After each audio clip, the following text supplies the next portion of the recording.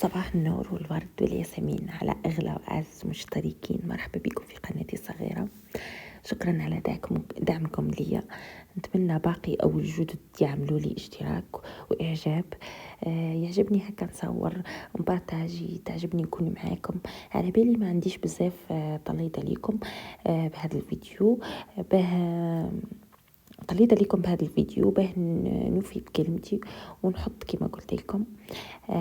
بس هذا فلوج يوم واحد فقط، ما كاش فيه بزاف حوايج، ماهوش روتين طويل هكا. فقط روتين يوم كامل مع فطور صحي هيلثي نقدروا نقولوها هيلثي. الغريف او البغرير لا ما هوش هيلثي. مي شويه عسل بحكم انه هو بالقمح يعني، وشويه زبده معليش نقولوا. تشوفوا ان شاء الله المره الجايه فيديو طويل. قولوا لي واش يعجبكم افكار هكا. سلام.